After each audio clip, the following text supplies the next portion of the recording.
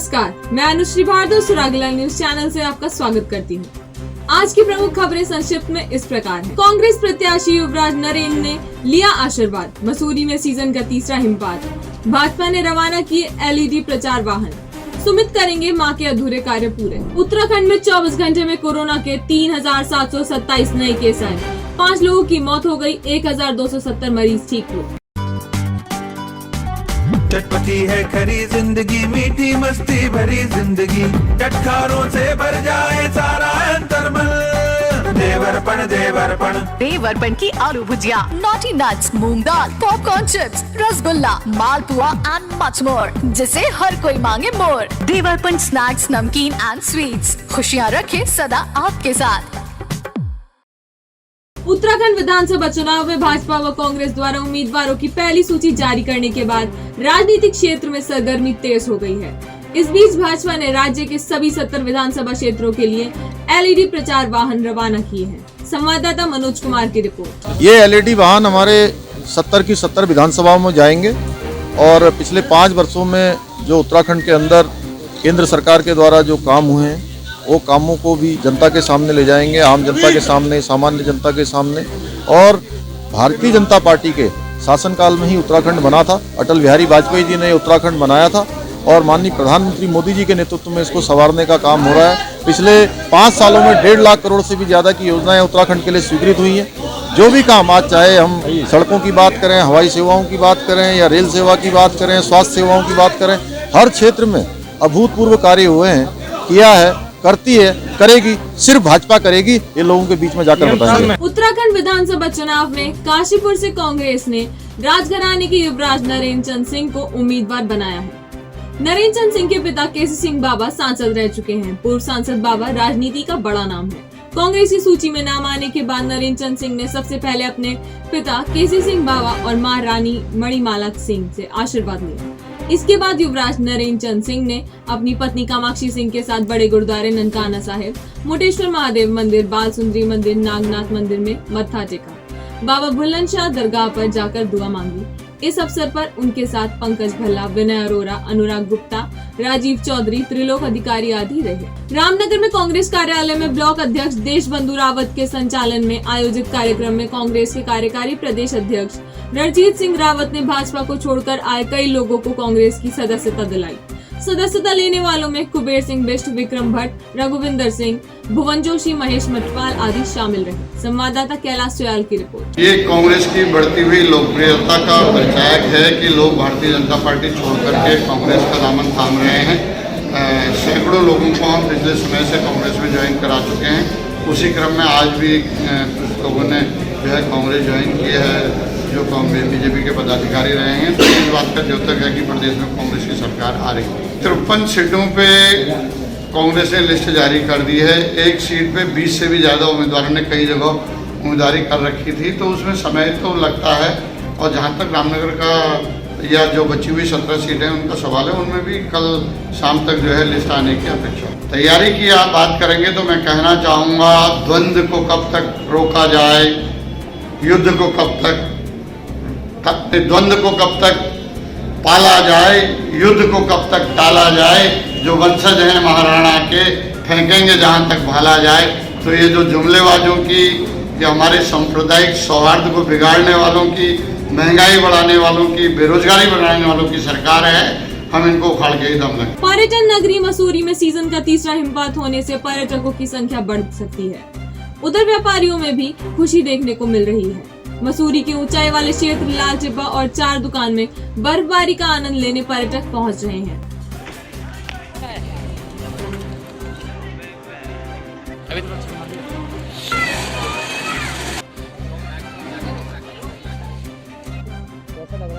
Amazing sir, as expected. इसी चीज़ के लिए आए थे दिल्ली से, बर्फ़बारी की देखने, स्नोफॉल एक्सपेक्ट कर रहे थे और वो चीज़ मिली है। उसका पूरा फन ले रहे हैं। बहुत मज़ा आ रहा है। अमेजिंग वेदर है, बहुत अच्छा एटमॉस्फेयर है, बहुत मज़ा आ रहा है इसी।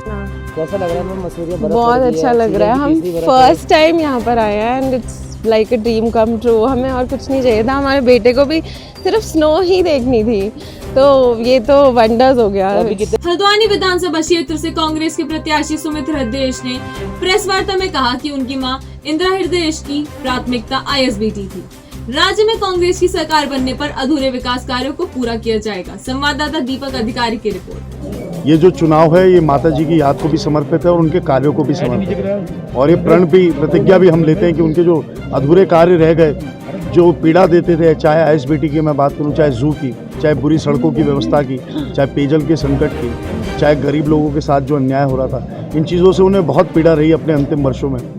तो इन सारी चीज़ों को सुधारने के लिए और ये ड्रीम प्रोजेक्ट्स पूरा करने का हम लोग प्रण लेते हैं। ये हमारा कार्य है, जनता अवसर देगी तो अवश्य ये कार्य संपूर्ण होगा। शीतलहर के बावजूद हल्द्वानी में बसपा प्रत्याशी जीतू सागर ने राजपुरा क्षेत्र में कोरोना गाइडलाइन का पालन करते हुए घर घर प्रचार किया, बेरोजगारी व महंगाई से निजात दिलाने का भरोसा दिलाया।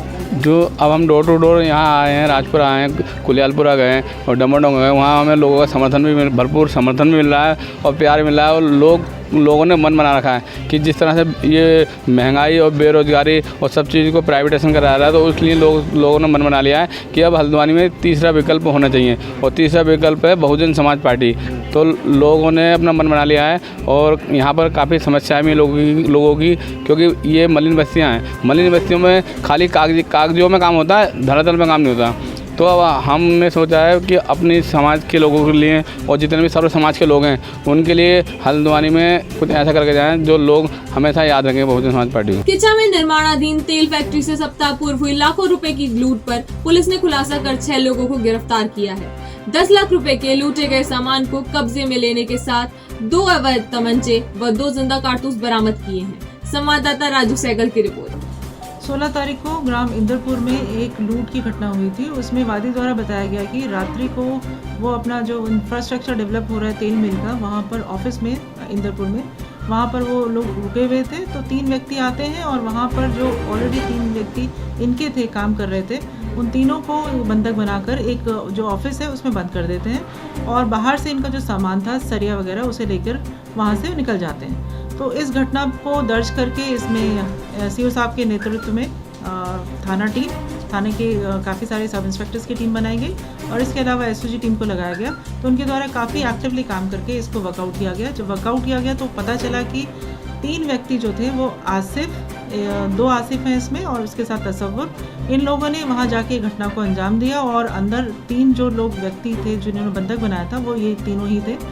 इनके साथ और भी एसोसिएट थे, तो टोटल 9 लोग थे। तो एक नाहिद नाम का व्यक्ति है जो कैंटर चलाता है और इस कैंटर में ही वहाँ का जो लोहे का सामान, वेल्डिंग मशीन आदि जो 10 लाख का लगभग सामान था वो नाहिद और अपने लेबर्स के साथ उसे लेके गया था वहाँ पर। तो टोटल इस तरह से 9 व्यक्तियों ने इस घटना को अंजाम दिया। उसके बाद आफ्ताब नाम के व्यक्ति को, जो रुद्रपुर का रहने वाला है, जो इस तरह के माल को खरीदता है, उसे बेचा गया। तो हमने इसमें जो माल गया था लगभग पूरा बरामद कर लिया है। उसके अलावा टोटल 10 अभियुक्तों में से 6 अभियुक्तों को हम लोगों ने अरेस्ट कर लिया है। आसिफ और महबूब के पास से तमंचा भी बरामद किया गया है। इस तरह हमारी टीम ने बहुत एक्टिवली काम किया है और इस पूरे घटनाक्रम को वर्कआउट किया है। अभी 4 एक्यूज हमारे फरार हैं। कितना मतलब मैम कीमत का माल था? लगभग 10 लाख कीमत का बताया गया और जितना माल बताया गया लगभग हमारा सारा हम लोगों ने उसे रिकवर कर लिया। लालकुआं कोतवाली पुलिस और SOG टीम ने लालकुआं के नगीना कॉलोनी निवासी युवक को गिरफ्तार कर 82 ग्राम स्मैक बरामद की, जिसकी अंतर्राष्ट्रीय बाजार में कीमत 8.5 लाख रुपए है। संवाददाता सचिन गुप्ता की रिपोर्ट। कल कोतवाली, लालकुआं और SOG की संयुक्त अभियान में बाबू हसन नाम के व्यक्ति को गिरफ्तार किया गया है, जिसके पास से 82 ग्राम अवैध स्मैक बरामद हुई है और जिसकी अंतर्राष्ट्रीय बाजार में कीमत 8.5 लाख रुपए है। ये व्यक्ति जो बाबू हसन है, ये यहीं लालकुआं का रहने वाला है, नगीना कॉलोनी का। जो हमारा पुलिस का अभियान है ये लगातार जारी रहेगा। पुलिस की सतर्कता के बाद भी अपराधी बाज नहीं आ रहे हैं। हल्द्वानी में मुखानी थाना पुलिस ने तस्कर को गिरफ्तार कर 541 ग्राम हेरोइन बरामद की है, जिसकी अंतर्राष्ट्रीय बाजार में कीमत 60 लाख रुपए बताई जा रही है। तस्कर को पकड़ने वाली पुलिस टीम को डीआईजी कुमाऊं ने 20,000 और एसएसपी ने 10,000 रुपए इनाम देने की घोषणा की। का रहने वाला है। आज मुकानी थाना क्षेत्र में इसको पूछताछ के लिए रखा गया। इसके पास से 541 ग्राम हेरोइन और 26 ग्राम स्मैक पकड़ी गई है। इसके कनेक्शनों की पुलिस गहनता से पूछताछ कर रही है और आगे जो नेटवर्क निकल के जाएगा उस पर आगे कार्रवाई की जाएगी। इसमें डीआईजी साहब द्वारा 20,000 रुपये के और मेरे द्वारा 10,000 रुपये के इनाम की घोषणा की गई। सर स्थानीय स्तर पर कोई जांच की जारी है? इसमें अभी पूछताछ जारी है और अग्रिम पूछताछ में ही इसके आगे के नेटवर्क को पुलिस खंगाल रही है। कीमत कितनी हुई बात है? इसमें टोटल मिलाकर के लगभग 60 लाख के करीब की इसकी कीमत है। काशीपुर से भाजपा के प्रत्याशी त्रिलोक सिंह चीमा ने बताया कि 25 जनवरी को वह रामनगर रोड पर भाजपा के चुनाव कार्यालय का शुभारंभ करेंगे। उन्होंने कहा कि जिस प्रकार उनके पिता को जनता का समर्थन मिला उन्हें भी मिलेगा। हम लोग परसों 25 तारीख को भारतीय जनता पार्टी का चुनाव कार्यालय का उद्घाटन करने जा रहे हैं। मुझे उम्मीद है कि भारी मात्रा में जिस तरह से मेरे पिताजी को काशीपुर की जनता ने प्यार दिया है उसी तरह वही प्यार मुझे मिलेगा और भारी मात्रा में एकत्र होकर यहाँ पे हम लोग इस ऑफिस का उद्घाटन करेंगे। खटीमा विधानसभा क्षेत्र से मुख्यमंत्री पुष्कर सिंह भाजपा के प्रत्याशी हैं, इसलिए ये सीट महत्वपूर्ण बन गई है। पूर्वांचल समाज के नेतृत्व और हित की बात करते हुए नागेंद्र कुमार निर्दलीय प्रत्याशी चुनाव मैदान में उतर गए हैं। संवाददाता गुरदीप सिंह की रिपोर्ट। सर्वप्रथम इसलिए हम चुनाव में उतरे हैं।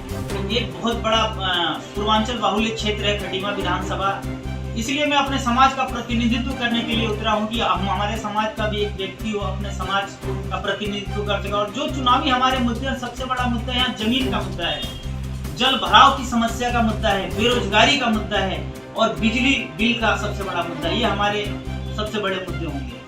कंपटीशन अगर इस लेवल में देखा जाए तो मैं अगर इस फील्ड में उतरता हूँ, चुनाव में उतरता हूँ, तो मेरा कंपटीशन किसी से नहीं है, मैं एक तरफा चुनाव। पिथौरागढ़ के गंगोली हाट क्षेत्र में पूर्व विधायक नारायण रामदास ने टिकट न मिलने पर कांग्रेस हाईकमान के खिलाफ नाराजगी जाहिर की है। सूत्रों के अनुसार वे निर्दलीय चुनाव लड़ सकते हैं। संवाददाता हेमंत मेहरा की रिपोर्ट। मुझे टिकट न देकर के कांग्रेस ने मुझे निराश किया। क्यों? मैं पिछले 40 वर्ष से कांग्रेस का एक वफादार सिपाही रहा और 2 बार विधायक भी रहा। 2016 में जो उत्तराखंड में हरीश रावत की सरकार पर संकट मंडराया, उस समय हम 26 विधायक हरीश रावत के साथ कंधा से कंधा मिलाकर खड़े रहे और हमको विपक्षी भारतीय जनता पार्टी ने अनेक प्रलोभन भी दिए, लेकिन हम किसी प्रकार के प्रलोभन में नहीं आए। यद्यपि मैं उस समय अस्वस्थ था, अस्वस्थ होने पर भी हरीश रावत ने मुख्यमंत्री आवास के एक कमरे में मुझे 1 महीने तक कैद रखा गया और उसके बाद विभिन्न स्थानों पर हमें छिपा के रखा गया। लेकिन आज जिसको हमने अपना आका मान के चला थे, आज वही चुनाव समिति के अध्यक्ष थे और उन्होंने मुझे टिकट नहीं दिया, जिस कारण से मैं अत्यधिक क्षुब्ध हूँ और मुझे बड़ा दुख हो रहा है कि वरिष्ठ कार्यकर्ताओं की कांग्रेस पार्टी में कोई स्थान नहीं रहा और आज ऐसे व्यक्ति को गंगोली हाट विधानसभा का टिकट पकड़ा दिया जो गंगोली हाट का स्थायी निवासी भी नहीं है और जिसने 5 बार कांग्रेस कैंडिडेटों के खिलाफ निर्दलीय रूप से चुनाव लड़ा और धनबल के आधार पर आज उसी को टिकट दिया गया, जिसका मुझे बहुत दुख है।